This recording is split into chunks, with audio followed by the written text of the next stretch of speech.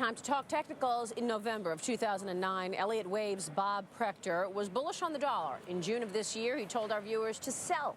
If you acted on those calls, you would have seen a 15% return on the investment.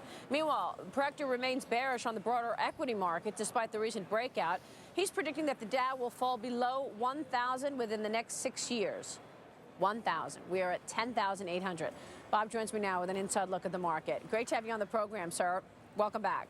Yeah, thanks for having me back on. Are you telling me you believe the Dow Jones Industrial Average is going to drop almost 10,000 points?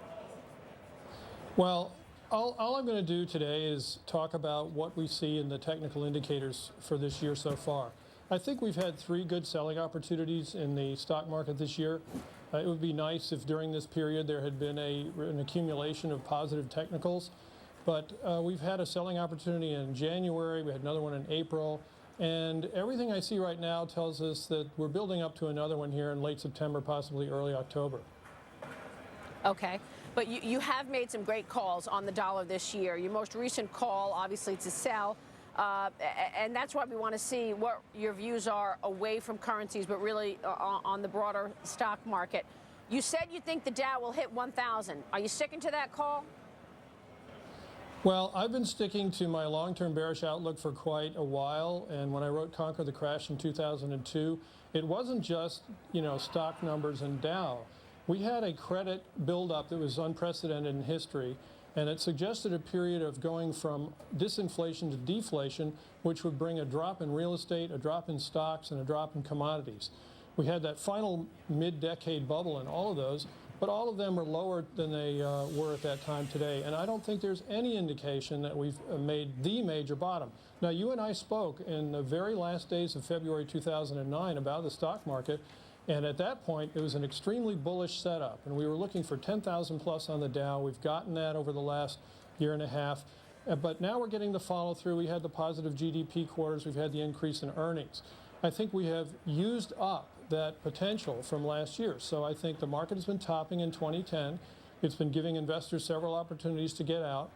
And we should see down markets again in coming months and years until all of this debt problem clears up and all of the overvaluation in the market clears up. But there are things to buy right now. I understand, and I think, when you were on with us in 2009, really before things really started falling apart once again, you made the prediction that we would in fact see weakness, and we did. So you were right once again. But going from a Dow of 10,000 to 1,000 is obviously quite substantial, and more than just a stock market falling out of bed. We're talking about a massive disruption in the market. Is that what you are predicting? Well, yes. I don't think that I don't think we've seen the major bottom yet. And whether or not an extreme decline occurs, which is what I do expect, I think the right investment position here is defensiveness. Now, we've got several things going on. We have a near record low percentage in cash among mutual funds. The last time they set records were 2000 at 4% cash and 2007 at 3.5%. It's down to 3.4, and that doesn't even take in the September rally. It's probably going to be lower than that when it's reported in the next couple of days. We've also had a situation where volume has continued to be light on rallies and heavier on declines. To me, this is distribution. It's not accumulation like people are saying. It's the beginning of something. I think economists have something very, very wrong. They've been talking about a great recession, and they're saying it's over. I think they're wrong on both counts. And the subtitle of my book was talking about a depression, not a recession. And it's not over yet. So what we have had is a partial recovery in an ongoing depressionary sequence. Right. So I think the optimists here are getting people in potentially very, very bad trouble. And my message is safety above all right now. Well, certainly the fundamentals do appear quite fragile, and we continue to see cracks in the story in that regard. So how do I protect my assets then, Bob? What do I want to do if, in fact, I buy into the idea that the market is going to fall pretty substantially in the coming? What's your time frame here, by the way? All right. That's a great question, because most people are choosing the exact wrong thing right now. And I'd like to show a quick chart, if we could, of high-yield bonds. Because a lot of people are saying, I don't want to play stocks anymore. I'm concerned about things right now, so I'm going to buy yield. I'm going to chase yield. We're looking at the high yield debt issue. Yep. Yeah, right. It's at a record for the last 10 years of issuance this year, over $175 billion worth. Investors are snapping them up like crazy.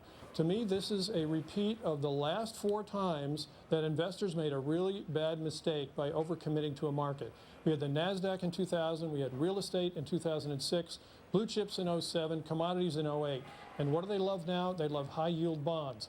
If the economists are correct and we are heading into a recovery, they'll do great. And that's why everyone's buying them, because they believe the economists are correct. I think they're wrong. I think this is a partial recovery and an ongoing depression. This is the worst thing you can put your money into right now. Don't fall for it. Don't buy these junk bonds that everyone is so interested in. You want the safest end of the spectrum, which to me is still Treasury bonds. Now, when we talked in June, it was the Swiss franc that looked really, really good. That had an 18% jump. That's after the 20% jump in the dollar that we had. And right now we've got a 2-step reaction in the dollar. We have only 5% bulls on the dollar. I think cash is going to do very, very well between today when we're talking and sometime a few months from now. All right, so in order to protect my assets, then I want to do some treasuries. I want to raise cash. You want to be in cash. That's exactly right. And you said there are things to buy a moment ago. How else should I be protecting myself from this substantial crash that you are predicting? Well, right now I think the best market out there, and this is the same thing we talked about in November 2009, everyone was talking hyperinflation. Then they forgot about hyperinflation last June and said the dollar was great, 98% bulls according to TradeFutures.com's daily poll.